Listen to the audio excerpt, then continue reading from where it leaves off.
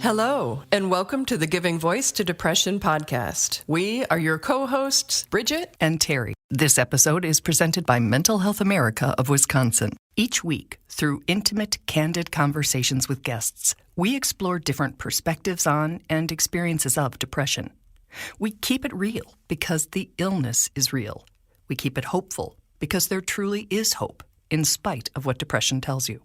We are not experts or therapists. We are sisters and best friends who live with depression and have interviewed hundreds of other people who do as well. We've learned that hearing others speak openly and without shame about their experiences makes it easier to believe depression is a common and treatable illness, not a personal failing. You are far from alone. Hello, Bridget. Hi, Terry. In the 3 years since we first found the blog post, 10 Ways to Reach Out When You're Struggling with Your Mental Health, we've read a lot of articles and listened to countless podcasts that all hammer home the point: if you need help, ask for it. But we've both been there and didn't. So we know it's not as easy as some sources make it out to be, which is why we are revisiting this particular information, created by mental health advocate and blogger Sam Dylan Finch. When we spoke, Sam had just lost a close friend to suicide. He was having a hard time understanding why his friend hadn't called him for help when Sam himself is a suicide attempt survivor and would have understood. But then in his own grief and darkness following the loss, Sam realized he wasn't reaching out either. He also realized that while all the standard advice on when and how to reach out seemed simple, it was actually vague at best. In Sam's words, I hesitated to tell anyone I was struggling, largely because I didn't know how. I didn't know what to ask for. And without knowing, it felt too complicated and too futile to ask. So Sam wrote a detailed, practical list of what to say and the specific kind of support to ask for, giving us all the language to use when we're in distress or crisis and need something or someone to help us through it. It's information we just don't hear, and having it at our fingertips in a crisis could make a world of difference. Here is Sam Dylan Finch with the second half of his fabulous list, giving his voice to depression. Sam begins with some critically important questions that frame the need for a list such as his in a care system as flawed as ours is. What can we do to help people stay alive? What kind of tools can we give people that don't rely on waiting for a psychiatrist appointment that could take 3 or more months, or waiting for a therapy appointment that's coming at the end of the week, or any number of barriers that exist because the system as it is situated doesn't always have immediate support in the ways that people actually live their lives actually need that support. So any tools that we can offer people to help them figure out how to navigate these situations.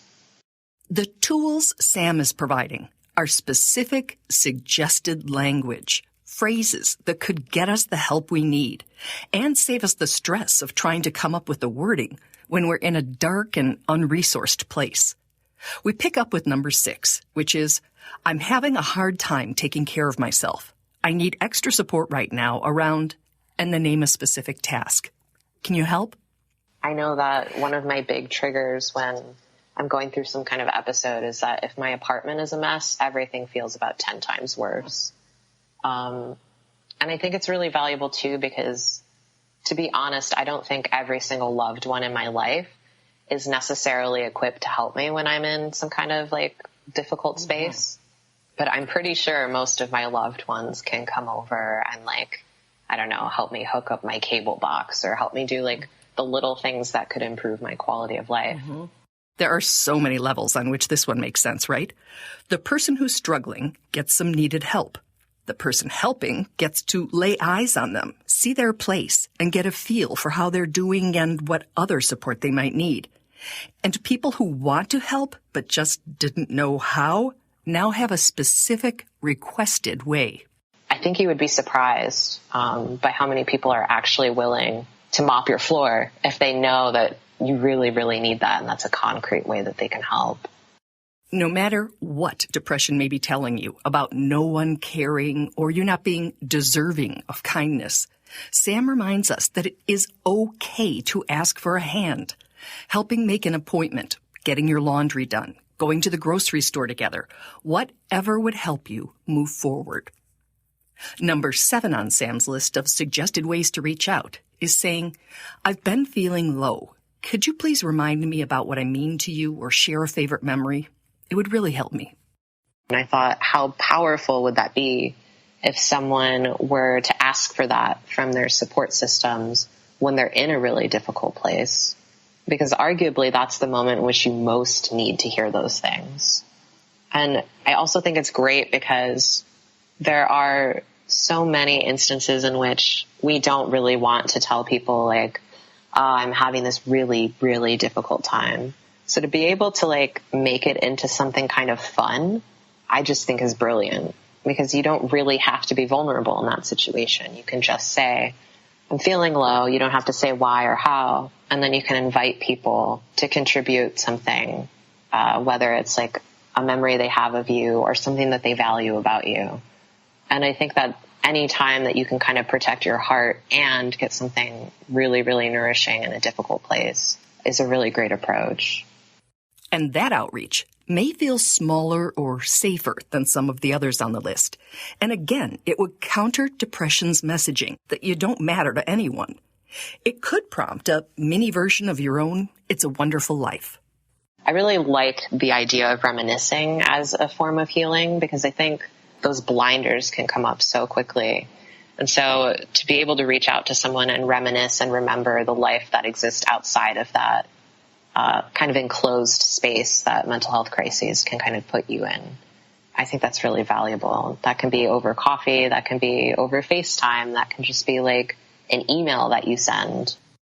Number 8 is near the other end of the spectrum. This one's designed to sound an alarm. Sam says this is the one to use when your survival instinct is letting you know you're too close to the edge for comfort.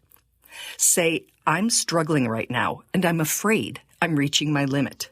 Can you give me a call? And then say exactly when, whether that's right now or tonight, whatever you need. So this one was really difficult to put on the list because I realized from experience and also thinking about my friend that what happens when you're suicidal and you realize that you're at the end of your rope? How do you tell people that? How do I introduce something that's really scary in a way that doesn't catch someone off guard, but also really honors that this is an urgent situation? And so trying to figure out what those words would look like, someone can adapt this to whatever language is natural for them. Number 9 on the list acknowledges that not everyone has a very close support network. Sam's suggested language in that situation is, I know we don't talk much, but I'm going through a tough time and I feel like you're someone I can trust. Are you free to talk? And then again, name a day and time. We think that the only people that we can talk to are these really established relationships of people that, you know, you've already had these lengthy investments in, but that's not always available to you. And I like the idea that if there is someone that's kind of on your radar as someone that you've thought about being close to, I don't actually think it's ever too late to reach out to someone and just see what kind of support they might be willing to offer. Relationships can unfold in all different kinds of ways. And sometimes it's very true that a crisis or a difficult time can bring people together. And I don't think that's necessarily a bad thing. It can be really helpful to cultivate those relationships. Sam acknowledges that in it, you might not feel you have much to offer to a newer relationship, but you can't let that stop you from reaching out if and when you need to. Because I know people who will go through depression that lasts years and years and years. So when are they supposed to develop a support system? If you wait until you're like what you think of as like the ideal state to be enough for someone, you're going to be waiting a really long time because, you know, there's always some extra step to go in recovery or growth. I think believing that you're worthy of friendship right now and reaching out to those people that you already have a sense that you could get along, and really asserting for yourself that you're worthy of those connections, however you happen to be that day, is really, really important. And Sam's final and most critical suggestion is for when subtlety is neither appropriate nor safe. In the same way we're taught to be direct in asking someone if they're suicidal, if you're that someone, it's time for straight talk. Say, I'm suicidal. I need help right now. At least for myself, when I've been suicidal, sometimes I've been really reluctant to say anything, and I forget that sometimes an emergency is just an emergency. And that at a certain point, if it's a life and death situation, it warrants action, and action without apologies. If it's the difference between life and death, there is no reason to apologize, no reason to hesitate. It is okay to just say, I'm suicidal, I need help right now. Keep asking, keep stating what's going on until someone listens without apology, without reluctance. If you're listening to this and thinking, oh, I just could not do that, or I wouldn't want to be a bother or burden someone, realize that is stigma talking, not your much-needed survival instinct. If you drove your car into a lake and the car is sinking and you're just trying to figure out which way to swim, I don't think anyone is going to judge you when you emerge from the murky depths and you wave down a boat. I think at that point, people are like, let's get you out of the water. And I think similarly, when you're suicidal and you're finally at that point where acting feels inevitable, it's the same thing. If you say, I need help right now, it's an emergency. That's what it is. Because oftentimes we look at mental health struggles sometimes as like some kind of personal problem. There comes a point where it's an emergency, and it is absolutely okay to respond to it as you would any other emergency. Sam and every single other person who has lost someone to suicide will tell you without hesitation that they would rather have been called at any hour of any day or night and been bothered than have lost a life they cared about. If you don't believe anything else we've ever said, believe that. Really and truly, if my friend had called and had said any number of the things on this list, there's nothing I wouldn't have done, because I would so much rather than be alive. And at the end of the day, that is really, really very important, is staying alive. Oh, Terry, believing you are worthy, that's the bottom line. It's so base. It's base unless you're completely depleted by depression and convinced you're not, and that everybody's better off without you. And then it's not, then you got to really reach for it. Totally. Yeah. It's all just such good advice. And he talks a lot about, because now we're up to the, later numbers on the list where it's a more critical situation, but make these asks, call out for help, say you don't want to be alone, say you're having a bad time way before you're in a suicidal crisis, way before your basement's flooded, as he used as a metaphor, because nobody would wait until they were nearly dying of cancer to ask for what they need. So we have to treat this the same way and just be able to, maybe we're back to saying, believe I deserve the support to get through this. Exactly.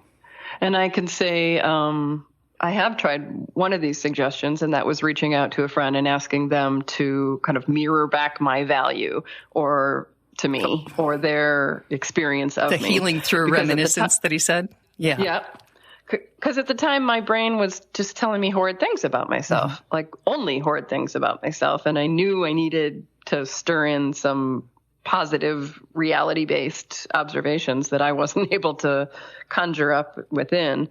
So I actually printed it out and I kept it, and I assume there will be another day in the future that I'll need to pull that out and be reminded of my value. But it was a great exercise for me. Cool. I'm glad to hear that. I can write you a whole book if you ever need it.